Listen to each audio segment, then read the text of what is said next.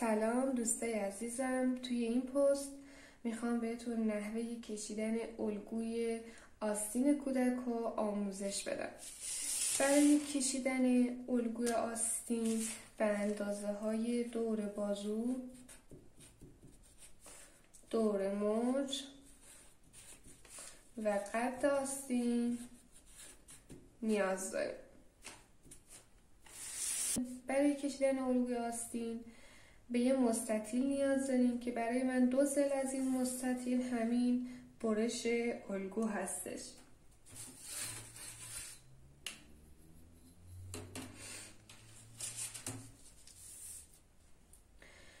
روی عرض مستطیل به اندازه 1/2 دور بازو به اضافه 3 سانتیمتر جدا میکنیم. 1/2 دور بازو برای من دور بازو 20، 1/2 دور بازو میشه 10 به اضافه 3 میشه 13 سانتیمتر.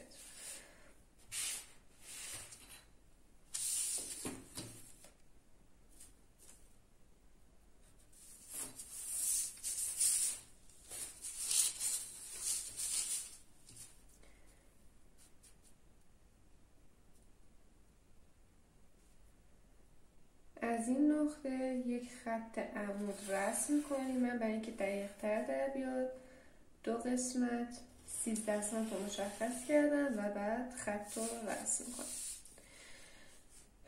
روی این خط به اندازه قد آستین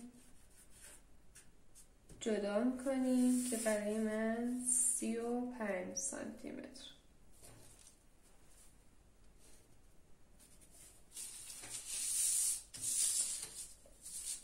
و از این نقطه یک خط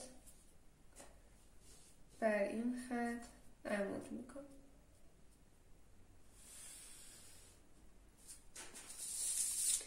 برای اینکه دقیق‌تر در بیاد باز میتونید از این قسمت هم 35 سانت رو جدا کنیم و بعد خط رو رسم کنید تا دقت کارتون بالا بره.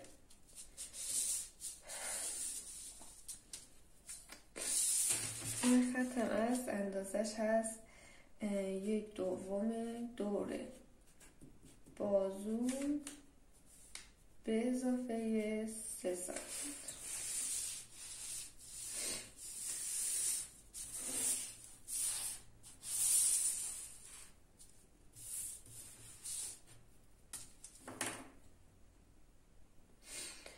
روی این خط به اندازه 1/5 قد آستین جدا میکنیم.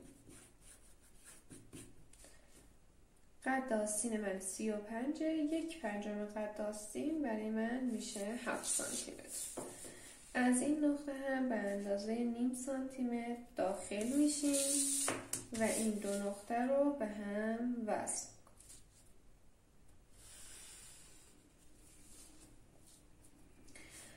فاصله بین این 2 نقطه رو اندازه میگیریم. برای من میشه حدوداً 15 سانتیمتر. این فاصله رو به 3 قسمت مساوی تقسیم میکنم.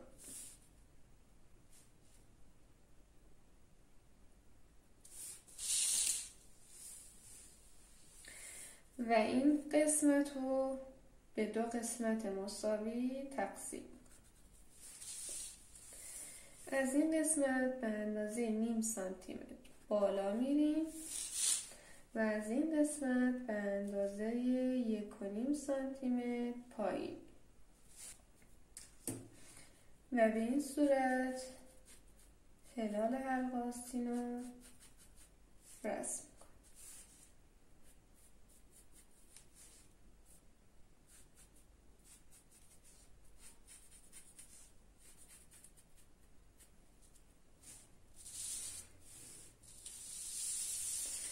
همچنین این قسمت به اندازه 1/2 دور موج جدا میکنیم.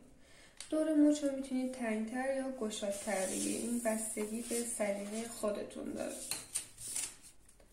و بعد این 2 نقطه رو به هم وصل کنیم.